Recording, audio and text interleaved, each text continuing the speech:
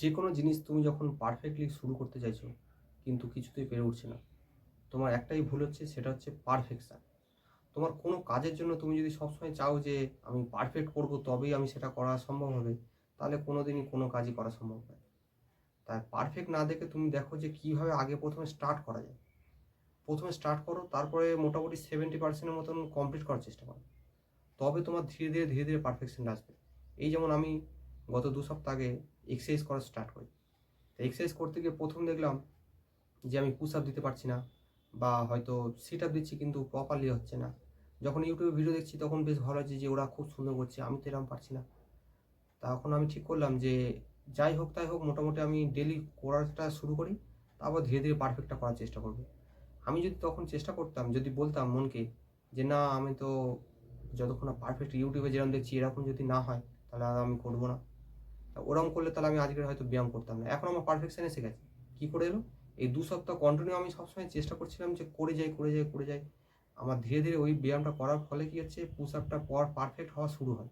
দেখলাম যে হাত ভাঁজ হচ্ছে কি না সেইগুলো সবসময় মানে লক্ষ্য রাখতাম। ধীরে ধীরে হতে হতে দেখলাম আমার হয়ে গেল। মানে পুশ আপটা একদম পারফেক্ট হতে শুরু হয়। তা ঠিক সেই রকমই তুমি যদি কোনো জিনিস শুরু করতে যাও, তুমি আজ ঠিক করলে যে ডেইলি তুমি বইটা পড়বে এবং 30 দিনের মধ্যে বই পড়াটা কমপ্লিট করবে। তা 30 দিন তোমার মাথায় চলছে, 30 দিনের মধ্যে তোমার তো বইটা কমপ্লিট করতেই হবে যদি পড়া না কমপ্লিট হয়। আজকের তো আমি পড়বো কী করে, আজকের তো বাড়ি থেকে এসেছি বা সামথিং কিছু একটা অজুহাত দিতেই থাকছো। তা তখন দেখা যাচ্ছে যে বই পড়াটা একদমই হচ্ছে না। তাই আমি বলবো যে আজকে ধরো তুমি একটা বই পড়বে বলে ঠিক করেছো, 30 দিন টার্গেট দিচ্ছ ঠিক আছে, কিন্তু বই পড়াটাকে স্টার্ট করে দাও। যে ডেলি যাই হোক, ঝড় হোক, বৃষ্টি হোক, গেস্ট আসুক, যেই হোক না কেন, আমি মোটামুটি 10টা পেজ পড়ার চেষ্টা করবো। 10টা না পারি অন্তত 5টা পড়বো, 5টা না পারি 3টে পড়বো, কিন্তু ডেলি আমি স্টার্টটা করে দিই। করতে করে এইভাবে থাকবে, দেখবে আজকে 5, কালকে 6, বা পরের দিন হয়তো খুব ব্যস্ত ছিলে 3 পৃষ্ঠা, এইভাবে করতে করতে যখন দেখবে তুমি 30 দিন কমপ্লিট করলে, দেখা যাবে বইয়ের হয়তো 70% কমপ্লিট হয়ে গেল। তখন তোমার মনে একটা আনন্দ আসবে যে না 70% বইটা আমি অন্তত 30 দিনের মধ্যে কমপ্লিট করতে পেরেছি, আর একটু টাইম দিলে আমার হয়তো বাকি 30% কমপ্লিট হয়ে যাবে। তাই কমপ্লিট করাটা বেশি ইম্পর্টেন্ট পারফেকশনের থেকে।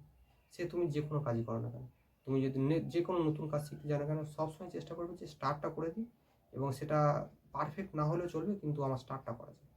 তবেই তুমি যে কোনো কাজ করতে পারবে, না হলে কোনো দিনই কোনো কাজই সম্ভব নয়। তা তুমি লিখে জানো যে তুমি এবারে নতুন কি টার্গেট নিচ্ছ সেটা, এবং কিভাবে করছো, কমপ্লিট হোক আর না হোক মোটামুটি স্টার্ট করছো, সেইটাই লিখে জানো। Thank you.